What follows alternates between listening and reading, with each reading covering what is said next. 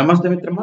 Welcome to ఎప్టోమైస్. So ఈ రోజు news paper లో కూడా చాలా ఇంపార్టెంట్ కీలకమైనటువంటి అప్డేట్స్ కూడా ఉండడం జరిగింది. సో ప్రతి ఒక్కరు కూడా లాస్ట్ వరకు ఈ యొక్క సెషన్ ను స్కిప్ చేయకుండా చూసేటువంటి ప్రయత్నం చేయండి. మీకు చాలా వరకు కూడా హెల్ప్ అవ్వడం జరుగుతుంది. సో ఈ రోజు న్యూస్ పేపర్ లో ప్రధానంగా వచ్చినటువంటి వార్తలు ఒకసారి గమనించుకున్నట్టయితే ఆర్టీసీలో అవుట్ సోర్సింగ్ కండక్టర్లు ప్రధానంగా మ్యాన్ పవర్ ఏజెన్సీల ద్వారా నియామకం, బస్ భవన్ నుంచి రీజనల్ మేనేజర్లకు ఉత్తర్వులు. అంటే ఇప్పటి వరకు ఏదైతే ఆర్టీసీ ప్రత్యేకంగా నియమించుకున్నటువంటి కండక్టర్లను ఇక నుంచి అవుట్ సోర్సింగ్ ద్వారా ఏజెన్సీ ద్వారా ఫిలప్ చేయడం కోసం మనకు ఉత్తర్వులు జారీ చేయడం జరిగింది. సో ప్రధానంగా ఆర్టీసీలో అవుట్ సోర్సింగ్ కండక్టర్ల నియామకానికి రంగం సిద్ధమైంది. ప్రైవేట్ మ్యాన్ పవర్ ఏజెన్సీల ద్వారా వీటిని నియమించుకోవాలని తెలంగాణ రాష్ట్ర రోడ్డు రవాణా సంస్థ బస్ భవన్ లోని ఎండి కార్యాలయం ద్వారా రీజనల్ మేనేజర్లకు సర్క్యులర్లను జారీ చేశారు. ఈ నెల 8వ తేదీనే ఎండి కార్యాలయం నుంచి కార్పొరేషన్ కార్యదర్శి పేరుతో ఇచ్చిన ఈ ఉత్తర్వులు ఆలస్యంగా వెలుగులోకి వచ్చాయి. దీనిలో అవుట్ సోర్సింగ్ కండక్టర్ల నియామక విధి విధానాలు, వాళ్ళ యొక్క జీతభత్యాలను వెల్లడించారు. ఆర్టీసీలోకి 2000 ఎలక్ట్రానిక్ బస్సులు కొత్తగా వస్తున్నాయని ప్రభుత్వం ప్రకటించింది. ఈ బస్సులన్నీ కూడా ప్రైవేటివే. అయితే ఎలక్ట్రిక్ బస్సులు వస్తే ఎవరిని ఉద్యోగాల నుంచి తీయబోమని చెప్పేసి ప్రభుత్వం ప్రకటించింది. అదే సమయంలో కొత్త రిక్రూట్మెంట్లకు మంగళం పాడుతూ సంస్థలోని అవుట్ సోర్సింగ్ కండక్టర్ల నియామకాన్ని చేపడుతుండడం వివాదాస్పదంగా మారుతుంది. ఆర్టీసీలో మొత్తం 3120 కొత్త ఉద్యోగ నియామకాల ప్రక్రియకు అనుమతి ఇచ్చామని ఓవైపు ప్రభుత్వం చెప్తూనే, మరోవైపు ఈ అవుట్ సోర్సింగ్ నియామకాలు ఏంటనే ప్రశ్నలు మనకు తలెత్తున్నాయి. అయితే 3120 కొత్త పోస్టుల భర్తీ ప్రక్రియ చేసి దాదాపు ఏడాది అవుతుంది. తెలంగాణ పబ్లిక్ సర్వీస్ కమిషన్ ద్వారా వీటిని భర్తీ చేస్తామన్నారు. ఆ తర్వాత ఎస్సీ రిజర్వేషన్ల ఖరారు ప్రక్రియ వాయిదా వేశారు. రవాణా శాఖ మంత్రి పొన్నం ప్రభాకర్ ఎప్పటికప్పుడు త్వరలో అని ప్రకటిస్తున్నారు. ఇప్పటికీ ఈ యొక్క పోస్టుల నోటిఫికేషన్ విడుదల కాలేదు. కార్మికుల సమస్యలు పరిష్కరించి ఆర్టీసీలో కార్మిక సమస్యలపై ఆంక్షలు ఎత్తివేయాలని డిమాండ్లు ఊపందుకున్న సమయంలో సంస్థ ఎండి విసి సజ్జనార్ ఈ నెల 27న అన్ని డిపోల వెల్ఫేర్ కమిటీ సభ్యులతో ఆర్టీసీ కళ్యాణ మండపంలో సమావేశాన్ని ఏర్పాటు చేశారు. దీనిపై కార్మిక సంఘాలు బగ్గుమన్నాయి. ఇటీవల రవాణా శాఖ మంత్రి పొన్నం ప్రభాకర్ తో జరిగిన కార్మిక సంఘాలు జరిపిన చర్చల్లో కార్మిక సంఘాలపై ఆంక్షలు ఎత్తివేత కూడా ప్రధాన డిమాండ్ గా ఉంది. దీనిపై మంత్రి సానుకూలంగా స్పందించారని నాయకులు ప్రకటించారు. ఈ లోపే వెల్ఫేర్ కమిటీల యాజమాన్యం సమావేశం నిర్వహించడానికి వారు తప్పుపడుతున్నారు. సో ప్రధానంగా ఒక అవుట్ సోర్స్ కండక్టర్లకు సంబంధించి విధి విధానాలు ఏ విధంగా ఉంటాయంటే, అవుట్ సోర్సింగ్ కండక్టర్లకు నెలకు 17,969 మనకు గౌరవ వేతనం అనేది ఉంటుంది. దీనికోసం కాంట్రాక్టర్ల సెక్యూరిటీ డిపాజిట్ కింద 2 లక్షలు జమ చేయాల్సి ఉంటుంది. అవుట్ సోర్సింగ్ ద్వారా ఎంపికైన కండక్టర్లకు టీజీఎస్ ఆర్టీసీ ట్రైనింగ్ కాలేజీలో వారం రోజుల పాటు స్పెషల్ ట్రైనింగ్ ఇస్తారు. కండక్టరే మనకు కండక్టర్ లైసెన్స్ ఏర్పాటు చేసుకోవాలి. దీనికోసం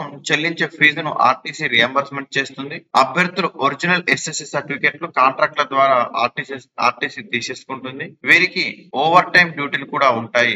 గంటకు ₹100, అంతకు మించి టైం పనిచేస్తే 200 చొప్పున చెల్లిస్తారు. Out sourcing కాంట్రాక్టర్లను Palle Velugu express బస్సులో నియమిస్తారు. మనకు ప్రధానంగా చూసుకున్నట్లయితే టీ మిషన్ల కాస్ట్ సెక్యూరిటీ డిపాజిట్ నుంచి మినహాయించుకుంటారు. సో పనిచేసే ప్రదేశానికి 35 కిలోమీటర్ల పరిధి వరకు వీరికి కాంప్లిమెంటరీ బస్ పాస్ కూడా ఇస్తారు.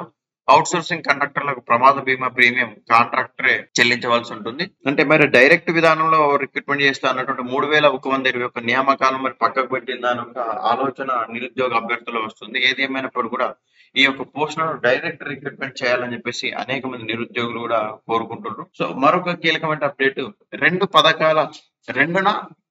పథకాల పంట రాష్ట్ర ఆవిర్భావం దినోత్సవం కానుకగా ప్రభుత్వ ప్రారంభం, అదే రోజు ఉద్యోగాల భర్తీకి నోటిఫికేషన్లు అంటూ మనకు ఒక కీలకమైన అప్డేట్ ను ఆంధ్రప్రభ పత్రిక కవర్ చేయడం జరిగింది. సో మరి ప్రధానంగా చూసుకున్నట్టయితే ఇక్కడ రాష్ట్ర ఆవిర్భావ దినోత్సవం సందర్భంగా రాష్ట్ర ప్రభుత్వం ప్రజలకు తీపి కబురు చెప్పనుంది.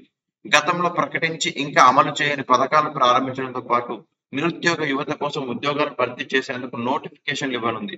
అలాగే కొత్త పథకాలు, పెండింగ్ సంక్షేమ కార్యక్రమాల అమలుకు సిద్ధమవుతుంది. రాష్ట్ర ఆవిర్భావ వేడుకల్లో భాగంగా సీఎం రేవంత్ రెడ్డి పలు కీలక నిర్ణయాలు ప్రకటన దిశగా రెడీ అవుతున్నారు.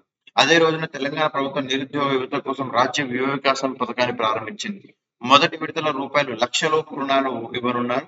దీని కింద 7 లక్షల మందికి మనకు ప్రధానంగా చూసుకున్నట్టయితే మంజూరు పత్రాలు కూడా అందజేస్తారు. 5 లక్షల మందికి మంజూరు పత్రాలు కూడా అందజేస్తారు. ఈ పథకం కోసం ప్రభుత్వం 1,100 కోట్లు కేటాయించింది. సో దీనికోసం నిరుద్యోగుల నుంచి మనకు అప్లికేషన్స్ కూడా తీసుకోవడం జరిగింది.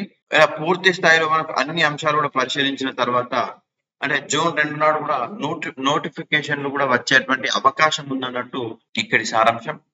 మరొక కీలకమైన అప్డేట్, రేపు జీపీఓ పరీక్ష ప్రధానంగా చూసుకున్నట్టయితే వెబ్సైట్ లో హాల్ టికెట్లు ప్రతి జిల్లాలో ఎగ్జామ్ సెంటర్లు ఏర్పాట్లు పూర్తి చేసిన అధికారులు. సో మనకు ప్రధానంగా చూసుకున్నట్లయితే జీపీఓ నియామకాల పరీక్షకు ప్రభుత్వం ఏర్పాటు చేసింది.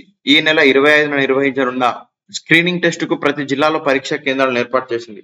ఆన్లైన్ లో అప్లై చేసుకున్న విఆర్ఓ విఆర్ఏలందరికీ ఎగ్జామ్ రాసేందుకు అవకాశం కల్పించింది. సిసిఎల్ఏ వెబ్సైట్ నుంచి హాల్ టికెట్లు డౌన్లోడ్ చేసుకునే సౌకర్యాన్ని కల్పించారు. అంటే క్వశ్చన్ పేపర్ అయితే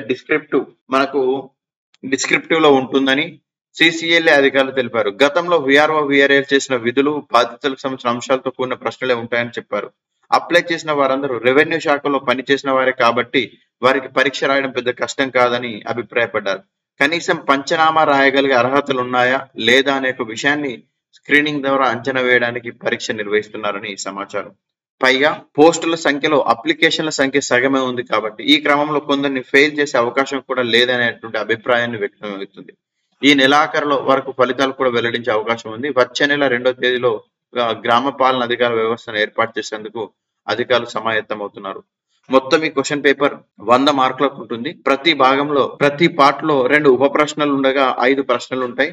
ఇంగ్లీష్ లోనే ఉన్న ప్రశ్నలను ఇంగ్లీష్ లోనే, తెలుగులో ఉన్న వాటికి తెలుగులోనే సమాధానాలు ఇవ్వాల్సి ఉంటుంది. ఇతర అభ్యర్థులతో మాట్లాడడం, సందేహాలు అడగడం వంటివి నిషిద్ధం అంటే ఇక్కడ ఇచ్చారు. అదేవిధంగా హాల్ టికెట్ పైన పలు సూచనలు కూడా చేయడం జరిగింది. హాల్ టికెట్ పైన అభ్యర్థి తన ఫోటోను సూచించిన ప్రదేశంలో అతికించాల్సి ఉంటుంది. పరీక్ష హాల్లో నామినల్ రోల్స్ అతికించేందుకు మరొక ఫోటోను తీసుకురావాల్సి ఉంటుంది. ఉదయం 10 గంటల తర్వాత ఎగ్జామ్ సెంటర్ లోకి ప్రవేశం ఉండదు. పరీక్ష ముగిసే వరకు కూడా పరీక్ష కేంద్రం నుంచి బయటికి వెళ్ళలేరు. పరీక్ష హాల్లోకి నీలం లేదా నలుపు బాల్ పాయింట్ పెన్నులు, హాల్ టికెట్, ప్రభుత్వ గుర్తింపు కార్డు మాత్రమే తీసుకురావాల్సి ఉంటుంది. ఇతర వస్తువులు తీసుకురావద్దని సూచనలు చేశారు. నియామక ప్రక్రియ పూర్తయ్యే వరకు హాల్ టికెట్ ను భద్రపరచుకోవాలని చెప్పేసి ఇక్కడ వీళ్ళు సూచించడం జరిగింది. మరొక కీలకమైన అప్డేట్, రాజమహేంద్రవరంలో తెలుగు వర్సిటీ, ఏలూరు కేంద్రంగా ఓపెన్ యూనివర్సిటీ ఉత్తర్వులు జారీ చేసిన ఉన్నత విద్యాశాఖ. ఏదైతే హైదరాబాద్ లో ఉమ్మడిగా కొనసాగుతున్న Ambedkar open university, Potti Sriramulu Telugu university రాష్ట్రానికి రానున్నాయి. వీటిని రాష్ట్రంలో ఏర్పాటు చేసేందుకు ఇటీవల కేబినెట్ ఆమోదం తెలుపగా అందుకు అనుగుణంగా వాటి ప్రధాన కార్యాలయాలను ఏపీకి మారుస్తూ ఉన్నత విద్యాశాఖ శుక్రవారం ఉత్తర్వులు జారీ చేసింది. ఏలూరు సమీపంలో ఓపెన్ యూనివర్సిటీ, రాజమహేంద్రంలో తెలుగు యూనివర్సిటీ ఏర్పాటు కానున్నాయని తెలిపింది. 2025-26 విద్యా సంవత్సరం నుంచి ఈ 2 వర్సిటీల్లో అడ్మిషన్స్ ప్రారంభిస్తారు. ప్రధానంగా చూసుకున్నట్టయితే BRAOU కింద రాష్ట్ర వ్యాప్తంగా 76 స్టడీ సెంటర్లు, తెలుగు వర్సిటీ కింద శ్రీశైలం, రాజమహేంద్రవరం, అదేవిధంగా కూచిపూడిలో క్యాంపులు ఉన్నాయంటూ మనకి ఇక్కడ ఒక ప్రధానమైనటువంటి వార్తను ఇక్కడ ఇవ్వడం జరిగింది. మరొక కీలకమైన అప్డేట్, మెగా డిఎస్సికి లైన్ క్లియర్. షెడ్యూల్ ప్రకారమే పరీక్ష, వాయిదా వేయాలన్న పిటిషన్ ను కొట్టివేసిన సుప్రీంకోర్టు. మెగా డిఎస్సి నిర్వహణకు మార్గం సుగమమైంది. షెడ్యూల్ ప్రకారమే పరీక్ష జరగనుంది. ఈ మేరకు సుప్రీంకోర్టు స్పష్టతనిచ్చింది. డిఎస్సిని వాయిదా వేయాలని కోరుతూ దేవిరెడ్డి దుర్గా శ్రీను, అదేవిధంగా పి హేమంత్, షరీఫ్, మాదాసు శివకుమార్, ఎన్ లోకేష్, ఎం రేణుక రిట్ పిటిషన్ వేశారు. ప్రతి ఏటా 2 సార్లు నిర్వహించాల్సిన టెట్ ను గతేడాది అక్టోబర్ లో నిర్వహించారని అభ్యర్థులు పేర్కొన్నారు. 6 నెలల వ్యవధిలో మరోసారి ఉపాధ్యాయ అర్హత పరీక్ష నిర్వహించాలని, కానీ రాష్ట్ర ప్రభుత్వం టెట్ పెట్టకుండానే డిఎస్సి షెడ్యూల్ ఇచ్చిందని తెలిపారు.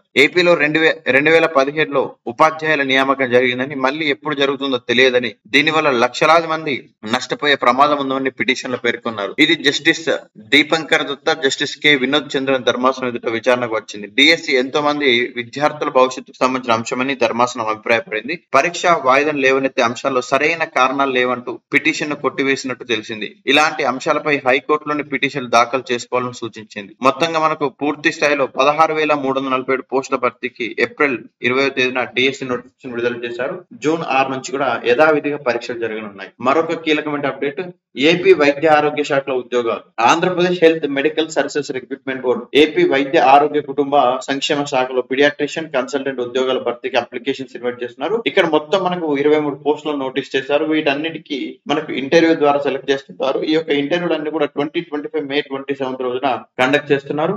సో ఆల్రెడీ దీనిపైన నిన్నటి సెషన్ లో ఎప్పుడు వీడియో చేయడం జరిగింది. అది కూడా ఒకసారి గమనించుకునేటువంటి ప్రయత్నం చేయాలి. అదేవిధంగా మనకు డిఎస్హెచ్ అనంతపురం జిల్లాలో పోస్టులు మనకు ప్రధానంగా చూసుకున్నట్టయితే అనంతపురం జిల్లా health and family welfare department directorate of secondary health లో కాంట్రాక్ట్, అదే విధంగా అవుట్ సోర్సింగ్ ప్రాతిపదికన record assistant, office subordinate, lab technician తదితర పోస్టుల భర్తీకి అప్లికేషన్స్ ఇన్వైట్ చేస్తున్నారు. ఇక్కడ మొత్తం వీళ్ళు నోటీస్ చేసిన పోస్టుల సరికి 43 పోస్టులను నోటీస్ చేయడం జరిగింది. ఎవరైతే ఇంట్రెస్ట్ ఉన్నటువంటి ఆస్పిరెంట్స్ నుంచి మనకు మే 28 లోగా ఆన్లైన్ లో అప్లై చేసుకోవచ్చు. సో దానికి సంబంధించిన వివరాల కోసం అనంతపురం సంబంధించిన డిఎస్హెచ్ వెబ్సైట్ లో మీకు పూర్తి స్థాయి సమాచారం కూడా ఉండడం జరుగుతుంది. మరొక కీలకమైన update, rape civils preliminary examination ప్రతిష్టాత్మక సివిల్ సర్వీసెస్ 2025 ప్రాథమిక పరీక్ష దేశవ్యాప్తంగా ఆదివారం జరగనుంది. రాష్ట్రంలో ప్రధానంగా హైదరాబాద్, వరంగల్లోని కేంద్రాల్లో పరీక్ష నిర్వహించున్నారు. రాష్ట్రంలో మొత్తంగా 47,817 మంది అప్లై చేసుకోవడం జరిగింది. సో ఇందులో రేపు మనకు అనగా సండే రోజున సివిల్స్ ప్రిలిమినరీ ఎగ్జామినేషన్ కూడా ఉంది. సో ఎవరైతే ఆస్పిరెంట్స్ సివిల్స్ ప్రిలిమినరీ ఎగ్జామినేషన్స్ కు అటెండ్ అవుతున్న ఆస్పిరెంట్స్ అందరికి కూడా ఎపిటోమ్ ఐఏఎస్ తరఫున అందరికి కూడా విష్ ఆల్ ది బెస్ట్ అండి. సో మరి అదే విధంగా తెలంగాణలో నిన్నటి ప్రశ్నకు నేటి వివరణ ఒక్కసారి గమనించుకున్నటువంటి ప్రయత్నం చేయండి. తెలంగాణలోకి గోదావరి నది ఏ ప్రదేశంలో ప్రవేశిస్తుంది అంటున్నారు. ఆప్షన్ ఏ బాసరా, కందకుర్తి, కాళేశ్వరం, ఆరెంద అంటున్నారు. సో తెలంగాణలోకి గోదావరి ఎక్కడ ప్రవేశిస్తుందంటే ఫస్ట్ ఇది మనకు గోదావరి మహారాష్ట్రలోని నాసిక్ జిల్లాలోని త్రయంబకేశ్వరం దగ్గర ఉన్నటువంటి ఆ యొక్క బ్రహ్మగిరి గుట్టలోని బిలా అనే ఒక సరస్సు వద్ద మనకు ఈ యొక్క గోదావరి జన్మించి అలా మహారాష్ట్ర గుండగా ఇది ఫ్లో అవుతూ తెలంగాణ రాష్ట్రంలోని నిజామాబాద్ జిల్లాలోని కందకుర్తి దగ్గర ఒక త్రివేణి సంగమాన్ని ఏర్పాటు చేస్తూ తెలంగాణలోకి ప్రవేశిస్తుంది. అంటే కందకుర్తి అంటున్నారు కాబట్టి ఆప్షన్ బి అనేది ఇక్కడ రైట్ ఆన్సర్ అవుతుంది. The Godavari river enters Telangana near Nizamabad district at Kandakurthi where the Manjira and Haridra river join to from Triveni Sangamam.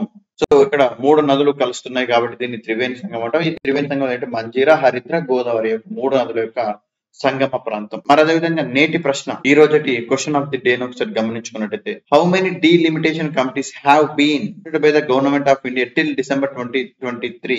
December 2023 వరకు భారత ప్రభుత్వం ఎన్ని డీలిమిటేషన్ కమిటీలను ఏర్పాటు చేసింది, కమిషన్లను ఏర్పాటు చేసింది? Option number 1, option number B 2, option number C 3, option number 4, option number D 4 అంటున్నారు. ఒక్కసారి క్వశ్చన్ ను మీరు జాగ్రత్తగా గమనించి ఆన్సర్ చేసేటువంటి ప్రయత్నం చేయండి. ఇన్ కేసు మీరు రాంగ్ ఆన్సర్ చేసినా దాన్ని నేను కరెక్ట్ చేసి చెప్పేటువంటి ప్రయత్నం చేస్తాను రేపటి సెషన్ లో. సో ఇలా రెగ్యులర్ అప్డేట్స్ కోసం ప్రతి ఒక్కరు కూడా ఎపిటోమ్ ఐఏఎస్ యూట్యూబ్ ఛానల్ ను సబ్స్క్రైబ్ చేసుకోండి. సో థ్యాంక్ యూ అండి. Happy learning.